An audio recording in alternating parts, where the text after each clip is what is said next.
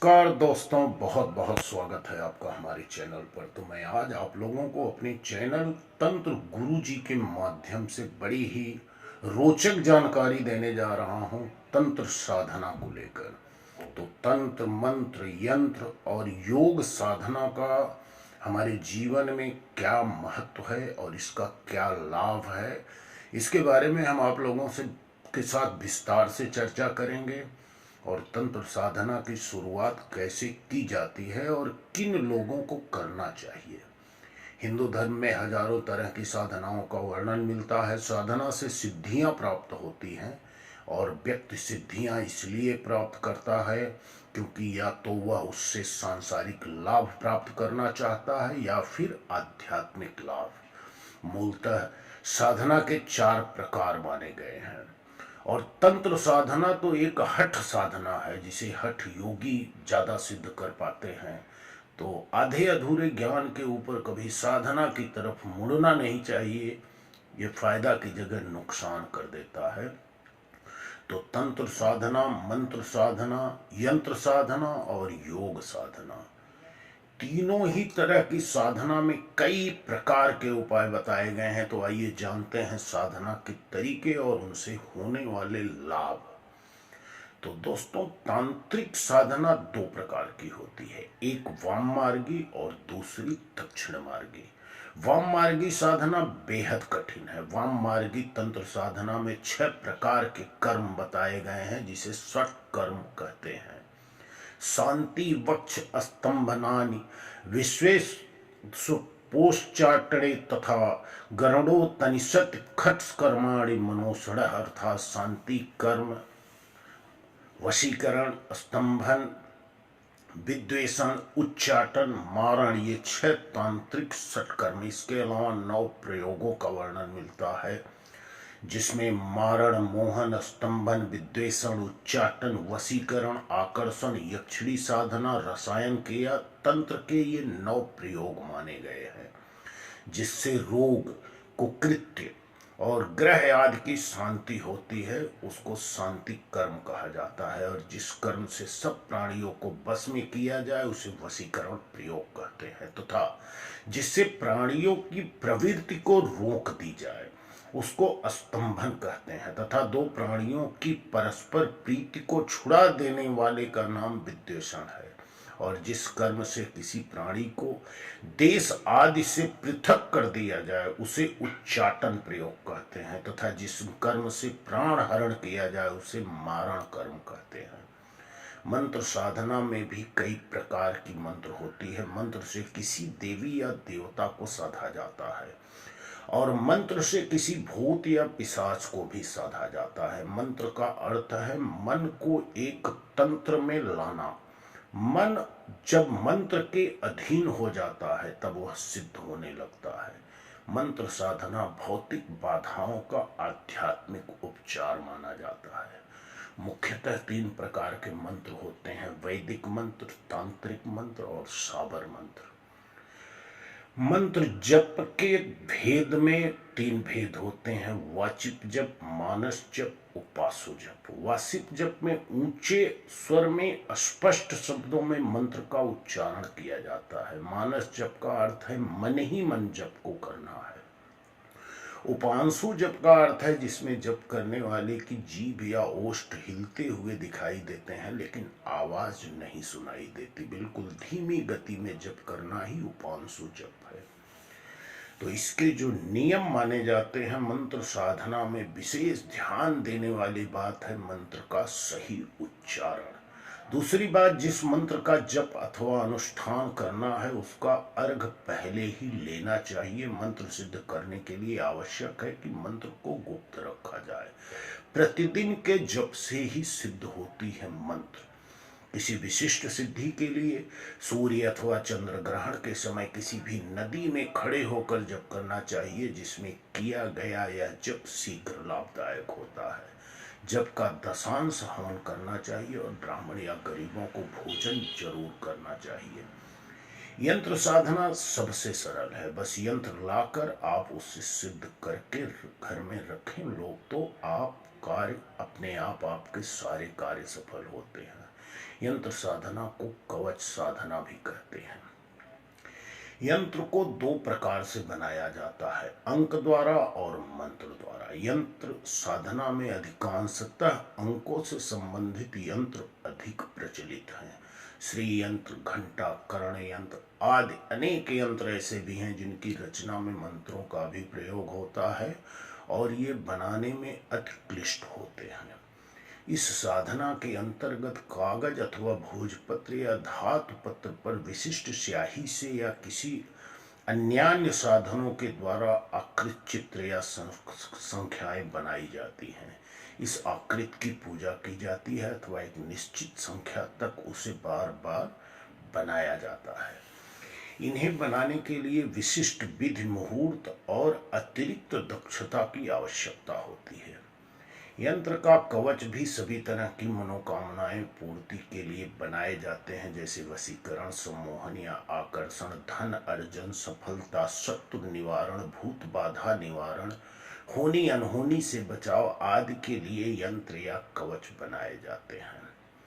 दिशा प्रत्येक यंत्र की दिशाएं निर्धारित होती हैं। धन प्राप्ति से संबंधित यंत्र का कवच पश्चिम दिशा की ओर मुख करके रखे जाते हैं, तो सुख शांति से संबंधित यंत्र या कवच पूर्व दिशा की ओर मुख करके रखे जाते हैं।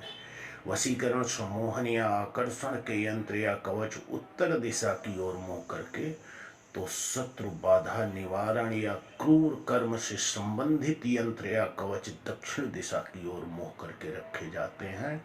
इन्हें बनाते या लिखते वक्त भी दिशाओं का विशेष ध्यान रखना चाहिए। सभी साधनाओं में श्रेष्ठ मानी गई है योग साधना। यह शुद्ध, सात्विक और प्रायोगिक होती है। इसका परिणाम भी तुरंत और अस्थायी महत्व के होते हैं। योग कहता है कि चित्त वृत्तियों का निरोध होने से ही सिद्धि या समाधि प्राप्त की जा सकती है। मन, मस्तिष्क और चित्त के प्रति जागृत रहकर योग साधना से भाव, इच्छा, कर्म और विचार का अतिक्रमण किया जाता है। इसके लिए यम, नियम, आसन, प्राणायाम और प्रत्याहार में ये 5 योग को प्राथमिक रूप में किया जाता है। उक्त 5 में अभ्यस्त होने के बाद धारणा और ध्यान स्वतः ही घटित होने लगते हैं। योग साधना द्वारा अष्ट सिद्धियों की प्राप्ति की जाती है। सिद्धियों के प्राप्त करने के बाद व्यक्ति अपनी सभी तरह की कामनाओं को पूर्ण करने में सफल होता है। तो अब मैं बात करूंगा योग साधना के समय आपके साथ आने वाली 7 बाधा। तो दोस्तों, योग एक कठिन साधना है। इसका अभ्यास किसी गुरु के सानिध्य में रहकर ही किया जाता है। विभिन्न योगाचार्यों के अनुसार अभ्यास के समय कुछ आदतें साधक के समक्ष बाधाएं उत्पन्न कर सकती हैं, जिससे हठ योग साधना में विघ्न उत्पन्न होता है। ये आदतें कुछ इस प्रकार है।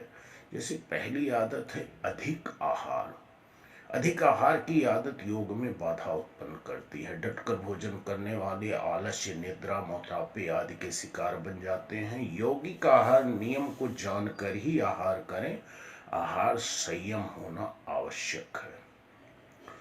अधिक प्रयास, कुछ अभ्यास ठीक से नहीं हो पाते तब साधक जोर लगाकर अधिक प्रयास से अभ्यास को साधना चाहता है। यह आदत घातक है। शरीर और मन की क्षमता को ध्यान में रखते हुए अपनी ओर से किसी अधिक प्रयास नहीं करना चाहिए। ये कभी भी अधिक प्रयास आपको योग साधना के लिए नुकसानदायक होता है। और तीसरा होता है दिखावापन। इस योगाचार्य प्रजल्प भी कहते हैं। कुछ लोग अपने अभ्यासों के संबंध में लोगों के समक्ष बढ़ा चढ़ाकर बखान करते हैं। बहुत से अपने अभ्यास की थोड़ी बहुत सफलता का प्रदर्शन भी करते हैं। यही दिखावेपन की आदत योगी को योग से दूर कर देती है। अतः जो भी अभ्यास करें उसकी चर्चा जहां तक हो सके दूसरों से, खासकर अनधिकारी व्यक्ति से कभी न करें। नियम के विरुद्ध, कभी भी नियम के विरुद्ध योग नहीं करना चाहिए। मन से नियम बनाया गया है, इससे नियमाग्रह कहते हैं। बहुत से लोग कुछ खास नियम बना लेते हैं और आग्रह रखते हैं कि उसी के अनुसार चलेंगे। एक अर्थ में यह ठीक है और ऐसा करना भी चाहिए, किंतु कभी कभी यह विघ्न कारक भी हो जाता है। उदाहरण के तौर पे जैसे खाने में नियम बना लेते हैं कि एक फल ही खाऊंगा या सप्ताह में 3 दिन ही खाऊंगा। अभ्यास के नियम कि स्नान के बाद ही अभ्यास करेंगे या सुबह ही करेंगे या किसी खास स्थान में ही करेंगे, बुखार होगा तब भी अभ्यास नहीं छोड़ेंगे। इस तरह मनमाने नियम से शरीर और मन को कष्ट होता है, जबकि योग कहता है कि मध्यम मार्ग का अनुसरण करो। नियम हो लेकिन सख्त ना हो, नियमों में लचीलापन बना रहना चाहिए। जन संपर्क, योग साधना करने वालों को अधिक जन संपर्क में कदापि नहीं रहना चाहिए। उसे बहस, वाद विवाद, सांसारिक चर्चा से दूर रहना चाहिए। अधिक जनसंपर्क या संग से खान पान की बुरी आदतें भी बनने लगती हैं। अतः जहाँ तक संभव हो लोगों से संपर्क कम रखें। और सबसे प्रमुख है चंचलता। कभी यहाँ कभी वहाँ, कभी कुछ कभी कुछ, कभी शरीर की चंचलता जो यह प्रवृत्ति है, यह योग साधक के लिए ठीक नहीं होती। शारीरिक चंचलता से मन की चंचलता या मन की चंचलता से शारीरिक चंचलता उत्पन्न होती है। अतः शरीर को भी स्थिर रखें, अधिक दौड़ धूप न करें और मन को भी शांत व स्थिर रखें। इधर उधर ज्यादा अनाप शनाप की बात सोचें न।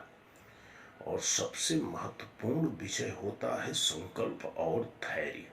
संकल्पवान और धैर्यशील व्यक्ति ही योग में सफल हो सकता है। संकल्प और धैर्य के अभाव में योग ही नहीं, किसी भी विद्या या कार्य में सफलता अर्जित नहीं की जा सकती है। संकल्प और धैर्यशीलता से ही सभी तरह की बाधाओं को पार किया जाता है। अतः संकल्प और धीरज का होना बहुत जरूरी है। इस प्रकार ऊपर दिए गए ये 7 विघ्न कारक तत्व हैं जिनसे योगाभ्यास में बाधा उत्पन्न होती है। सच्चा साधक इन विघ्नों से सदा दूर रहकर अपनी आदतों में सुधार करके अपनी योग साधना को सफल बनाता है। तो दोस्तों, इसी के साथ वीडियो समाप्त कर रहा हूँ। ये वीडियो पसंद आएगा तो एक लाइक, एक कमेंट जरूर करना और चैनल पर पहली बार आ रहे हैं तो चैनल को सब्सक्राइब कर लेना। धन्यवाद। जय मां भद्रकाली।